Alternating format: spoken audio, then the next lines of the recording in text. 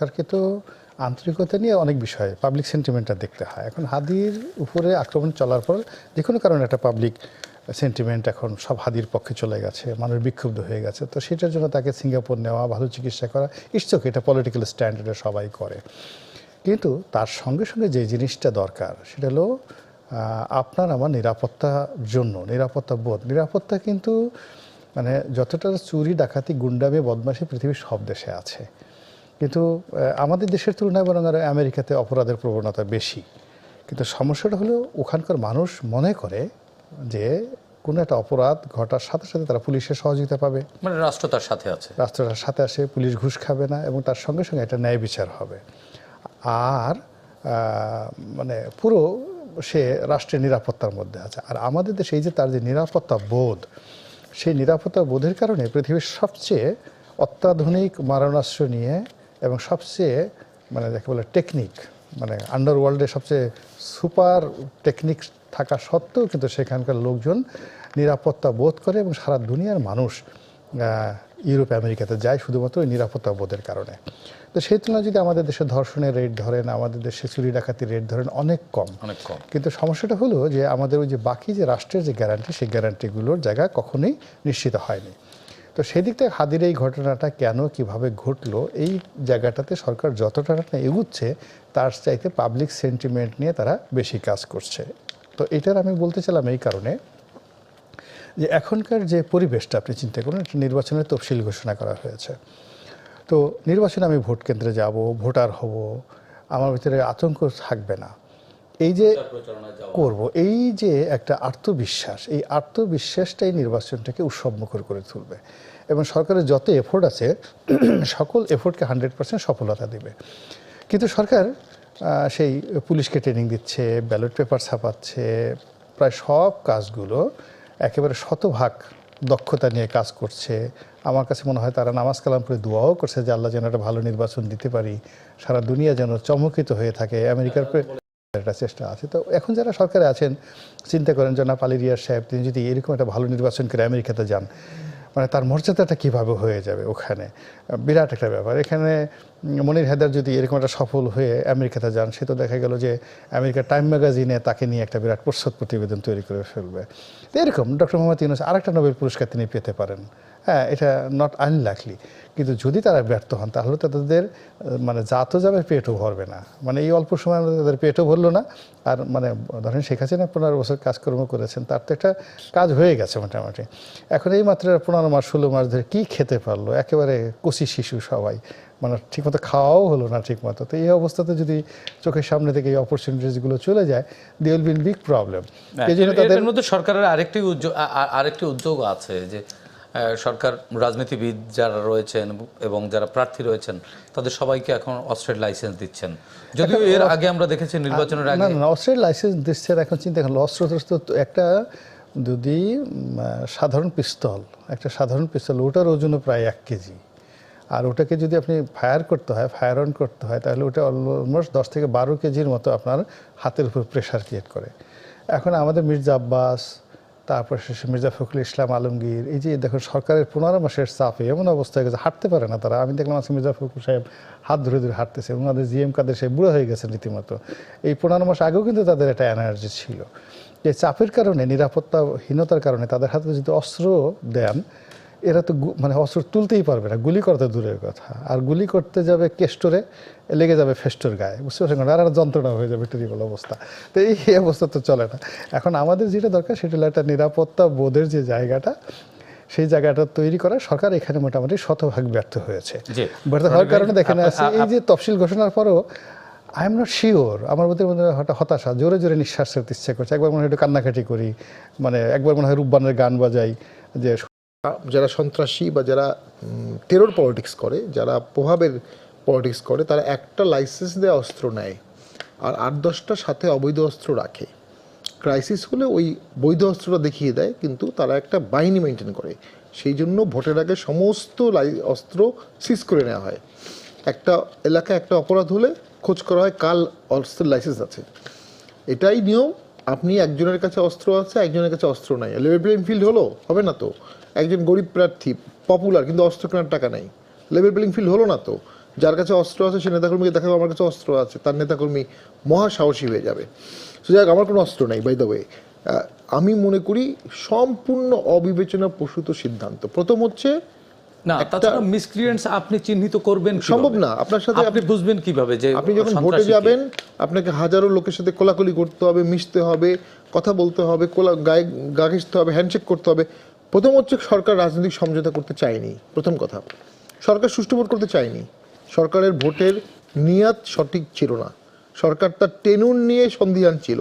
ভেবেছিল সরকার যদি উন্নয়ন করতে পারে, ড্যান জিওপিং হতে পারে, যদি লিকিয়াং হতে পারে, মাহাতির ইব্রাহিম হতে পারে, 100 বছর ক্ষমতা থাকবে, বাংলাদেশের মানুষ হাততালি দিয়ে 100 বছর তাদেরকে ক্ষমতা রাখবে। না, উন্নয়নের ভোট তো দোহাই দিয়ে দরকার তো নেই। শেখ হাসিনাও টিকতে পারেনি। হ্যাঁ, শুধু উন্নয়ন, সুশাসন, গণতন্ত্র সপ্তাহটা প্যাকেজ, আসলে সব মিলে হয় না। তবে লি কুয়াং তার বিখ্যাত আর্টিকেল আছে যে ডেভেলপমেন্ট করে ডেমোক্রেসি কম হলেও চলে, ওটা আবার সিঙ্গাপুরে সফল হয়েছে, সেটা সিঙ্গাপুরের বাস্তবতা। বাংলাদেশে এই সরকারের ব্যর্থতা হচ্ছে তারা ইতিহাসের একটা জঘন্যতম নির্বাচনের দিকেই দেশকে নিয়ে যাচ্ছে। 12টি নির্বাচন হয়েছে, কোনো নির্বাচনের 2 মাস আগে এরকম পরিস্থিতি ছিল না। এটার কারণ এমনকি 5 তারিখের পরে 5, 6, 7, 8 দেশে একটা অরাজকতা চলেছে, কিন্তু 9, 10 তারিখে কিন্তু একটা সোশ্যাল ফেব্রিক ছিল, যে সোশ্যাল ফেব্রিক্সটা সামহাও জামাত জায়গায় জায়গায় আওয়ামী লীগকে রক্ষা করেছে, বিএনপি রক্ষা করেছে। যে ম্যাস স্কেল আমরা চিন্তা করেছিলাম, সেই ম্যাস স্কেল কিন্তু জেনোসাইড বা আফটার রেভলিউশন হয়নি। কিন্তু আস্তে আস্তে এই দ্বন্দ্বটাকে উস্কে দেওয়া হচ্ছে এবং একটা দীর্ঘস্থায়ী দ্বন্দ্বের রূপ দেওয়া হচ্ছে, যাতে কোনো একটা সময় এই আউটবার্সটা হয়। কারা দিচ্ছে, উস্কে দিচ্ছে কারা? এটার পিছনে আমি তো মনে করি দেশ ডক্টর ইউনূস চালাচ্ছে। রনি ভাই বলছেন পেছন থেকে কেউ, না, আমরা- আপনিও বলছেন পেছন থেকে। নাগরিক হিসেবে আমাদের তো জানতে ইচ্ছা করে যে আমরা যেহেতু আমাদের নিরাপত্তা আমাকেই নিশ্চিত করতে হবে, দেখুন, আমাদের তো জানতে ইচ্ছা করে যে এটা পেছনে তো কে তাহলে। এটা তো অস্বীকার করা যাবে না, বারবার ভোটকে র্যাভেজ করে আওয়ামী লীগ দানব হয়ে গিয়েছিল, কোনো সন্দেহ নাই।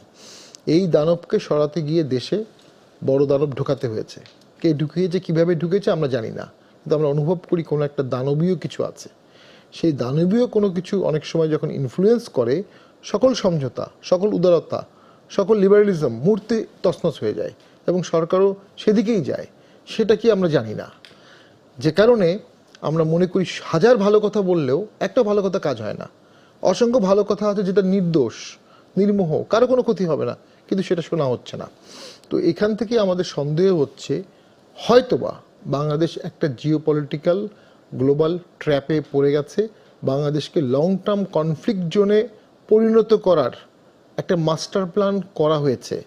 বাংলাদেশ যদি লং টার্ম একটা কনফ্লিক্ট জোন হয়ে যায়, তাহলে সেখানে টেরোরিজমের ব্যবসা হবে, টেরোরিজম ইম্পোর্ট হবে, টেরোরিজম তৈরি হবে, এখান থেকে বিভিন্ন দেশে টেরোরিজম পাঠানো হবে, সুইসাইড বোম্বার তৈরি হতে পারে। এগুলো কিন্তু মনে হচ্ছে খুব অলিক কথা, কিন্তু একইভাবে পৃথিবীর বিভিন্ন দেশেই হয়েছে। তো সেই ক্ষেত্রে আমি মনে করি আপনি কি বলতে চাচ্ছেন ওরকম একটা বাস্তবতা বা একটা পরিস্থিতি তৈরি করা? যে পরিমাণ দ্বন্দ্ব শেখ হাসিনার পতনের পরে আজকে কেন ভারতীয় হাইকমিশন ঘেরাও করতে হবে, এই যে আন্দোলনটা করা হলো, এটা আমি কোনো যৌক্তিক কারণ পাই না। তো আমরা মনে করি এই ধরনের সম্ভাবনা আছে। এর সাথে কিছু সূত্র আছে। সূত্র না, হচ্ছে ভারত এখানে হাদির উপরে যে গুলি করলো সে ভারতে পালিয়ে গেল। ভারত এবং 24 গণ অভ্যুত্থানে যারা শিক্ষার্থীদের উপরে বা আন্দোলনকারীদের উপরে গুলি চালিয়ে হত্যা করলো, তাদেরকে প্রশ্রয় দিচ্ছে প্রতিবেশী রাষ্ট্র হিসেবে। ন্যায় বিচার নিশ্চিত যাতে এখানে হয় সেরকম সহযোগী ভূমিকা রাখার কথা ছিল। অনেকে পালিয়ে গেছে, পালিয়ে গেলে আশ্রয় দেওয়ার বিধান অনেক জায়গাতেই আছে পৃথিবীতে। অসংখ্য অ্যাজাইলাম ইউকেতে নিয়েছে না, ইউএসতে নিয়েছে না, লক্ষ লক্ষ লোক অ্যাজাইলাম আছে ইউকেতে। বাংলাদেশের অনেক যুদ্ধপরাধী পাকিস্তানে পালিয়েছিল না, ছিল তো বিভিন্নভাবে। গোলাম আজম পালিয়েছিল না 71-এর পরে, অনেকদিন তো পালিয়েছিল। সে 77 সালে উনি ব্যাক করেছেন। মুজাহিদ সাহেব, ওনাদের প্রতি আমার কোনো ব্যক্তিগত রাগ নেই, কারণ ওরা রাজনীতি করতেই পারেন, জ্ঞানী মানুষ, কিন্তু পালিয়েছিলেন তো তারা 7-8 বছর। তো এটা তো বাস্তবতা, কেউ না কেউ পালানোর কোনো না কোনো দেশ পাবে, এটাতে খুব উত্তেজিত হওয়ার কিছু নাই। Fact remain, Awami League topple down হয়েছে, এটা ভারতকে প্রাথমিকভাবে মেনে নিয়েছে। এই যে ভারত আওয়ামী লীগের পতনটাকে মেনে নিয়েছিল, এটাকে ক্যাশ করে সমঝোতা করে ফেলা উচিত ছিল, কিন্তু এটাকে ক্যাশ না করে আমার মনে হচ্ছে উস্কিয়ে দেওয়া হচ্ছে। ওই যে ব্রডার কোনো মাস্টার প্ল্যানের গন্ধ পাচ্ছি আমরা, সামথিং ইজ কুকিং, এবং এই কুকিংটা কখনোই দেশের স্বার্থে হচ্ছে না, দেশের মানুষের স্বার্থে হচ্ছে না। বাংলাদেশ যদি কখনো গাজা হয়, কাশ্মীর হয়, এদেশের মানুষ ক্ষতিগ্রস্ত হবে। এদেশের মানুষকে ভালোবাসলে কেউ ওই দিকে হাঁটবে না। মানে গাজা কাশ্মীর বা উঠানো হয়েছে, খাঁচায় উঠানো হয়েছে, ওনার নিজস্ব প্রতিষ্ঠান থেকে ওনাকে অপমান করা হয়েছে, তিনি এখান থেকে বেরোতে পারেননি। পাটোয়ারি ভাই, শুনবো আপনার কাছ থেকে, আবার রনি ভাইয়ের কাছ থেকে একটু স্যাটায়ারমূলক আলোচনা শুনে আসি। স্যাটায়ার ঠিক না, একটু মজা করে কথা বলেন আপনি রনি ভাই। পাটোয়ারি ভাই বললেন যে প্রফেসর ডক্টর ইউনূস তিনি চাননি, পারেননি বা করেননি, বা এক ধরনের মনোকষ্ট তার থাকতে পারে। এটা কি আসলে সঠিক? আমার তো মনে হয় না। প্রফেসর ইউনূস ফ্রম একেবারে ডে ওয়ান থেকে টিল নাও ওনার আন্তরিকতা তো ঘাটতি নেই। মানে এখানে আসলে আপনার এই টকশোতে, মানে আমি তো জনাব শামীম হায়দার পার্টি হিসেবের সাথে অনেকগুলো টকশো করেছি। উনি সবসময় আশাব্যঞ্জক কথাবার্তা বলেন। তা আজকে উনি যে ভয় দেখালেন, আমি যদি এরকম আগে জানতাম আমি এখানে আসতাম না। মূল কারণ হলো যে আমার আসলে নর্মালি কিছু স্নায়বিক দুর্বলতা আছে।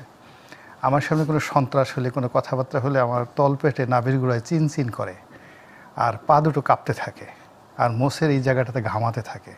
এটা ভীষণ রকম দুর্বলতা। তো উনি যে কথাগুলো বললেন যে একটা যুদ্ধ অনিবার্য, ব্যাটেল গ্রাউন্ড, একটা ব্যাটেল গ্রাউন্ড তৈরি হবে, মানে এই কথা যখন তিনি বলতেছিলেন আমার কাছে মনে হচ্ছিল যে হাদির মতো একটা গুলি আমার কানের পাশ দিয়ে চলে যাচ্ছে।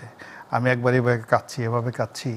তারপরে উনি যখন বক্তব্য, আমি মনে হচ্ছিলাম যে আমি মরে যাচ্ছি, আমার স্ত্রী কাঁদছে, আমার সন্তান কাঁদছে, মানে আমি আরেকটু হলে আপনার এখানে কেঁদেই দিতাম, এরকম একটা অবস্থা, এরকম একটা ভীত সন্ত্রস্ত মন। তাই এরকম আমার মতো অনেক লোক আছে, যেটা আমি এভাবে খুব সহজ সরলভাবে বললাম, অনেক মানুষ বলে না, কিন্তু মানুষ কিন্তু ভয় পায়, প্রচণ্ড রকম ভয় পায়। আপনি চিন্তা করেন আওয়ামী লীগ বিএনপির একটা মনোনয়ন খুবই লোভনীয়, ভীষণ রকম লোভনীয়, এবং অনেক ধনীরা যারা 100 কোটি টাকা দিয়ে 100 কোটি টাকা দিয়ে একটা মনোনয়ন পেতে চায়। তো এখন ভয়টা কোন পর্যায়ে গেলে এইরকম একটা লোভনীয় মনোনয়ন নারায়ণগঞ্জের মতো জায়গাতে সে স্যারেন্ডার করলো, প্রেস কনফারেন্স করে যে বাবা ছেড়ে দেবা, জীবনের ঝুঁকির কথা উল্লেখ করেছে, জীবনের ঝুঁকির অবস্থা এসেছে। তারপর যদি আবার এরকম স্বামী সাহেবদের মতো লোকজন যদি আরো কিছু এরকম কথাবার্তা বলে, তাহলে মানে দেশের যে অবস্থা, মানে খুব টেরিবল। আপনার এর সাথে আমি আর একটু যোগ করি, আজকে একজন যুগ্ম সচিবকে তার গাড়ির চালক 4 ঘন্টা জিম্মি করে 6 লক্ষ টাকা আদায় করার চেষ্টা করে। এটা তো আমি দেখলাম যে প্রথম আলো বোধহয় লিড নিউজ করেছে নাকি, লিড নিউজ করেছে। আমি এটা নিয়ে চিন্তা করছিলাম যে আল্লাহ, যারা এই নির্বাচনের সময় তো একটা নির্বাচনে 1 কোটি টাকা, 1.5 কোটি, 10 কোটি, 20 কোটি টাকা খরচ হয়। অনেক সময় প্রার্থীদের গাড়ির মধ্যে 10 লাখ, 20 লাখ, 50 লাখ টাকা পর্যন্ত থাকে। এরকম যদি কোনো ড্রাইভার কোনো প্রার্থীকে ভাবে জিম্মি করে যে দে টাকা দে, হ্যাঁ এখন টাকা দে, এবং ওই যে মানে যারা প্রার্থী, এর তো অনেক বুড়া প্রার্থী আছে, তো অস্ত্র দিল, সরকার অস্ত্র দিল, অস্ত্রটা নিয়েই সে ড্রাইভার চিন্তা করলো যে সারা জীবন ড্রাইভারি করে আমি এই কয় টাকা পাবো, এখানে 50 লাখ টাকা ক্যাশ নিয়ে আমি ভারতে পালিয়ে চলে গেলাম। তো এরকম ঘটনা ঘটতে পারে, মানে বাংলাদেশে পালানোর সুযোগও আছে। হ্যাঁ, মানে ঘটনা। তারপরে করলো কি, ওই যে ড্রাইভার সে করলো কি, যার টাকা নিল তার ঘাড় ধরে বের করে দেয়, গাড়ি নিয়ে সীমান্ত পর্যন্ত চলে গেল। আর যেহেতু প্রার্থীর গাড়ি অস্ত্র আছে, কেউ ঠেকাবেও না, মনে করো যে অবস্থা। যাওয়ার সময় যে প্রার্থী তার মুখে টেপ লাগাই দিল, রাগের ছিল 2-4টা চড়ও মেরে দিয়ে গেল। মানে একটা কি ভীতিকর একটা অবস্থার মধ্যে এইটা ফেলে দিয়েছি। এই জন্য বললো যে ডক্টর মোহাম্মদ ইউনূস সম্পর্কে জনাব শামীম হায়দার পাটোয়ারি যেটা বললেন, আমার কাছে উইথ যাকে বলে মানে উইথ ডিসেন্ট, মানে ভদ্র ভাষায় যাকে বলা হয়, যতটা করা যায়, যাকে এটা দ্বিমত পোষণ করা যায়, সেভাবে বলছে। আমার কাছে মনে হচ্ছে যে ডক্টর মোহাম্মদ ইউনূসের যথেষ্ট শক্তি আছে।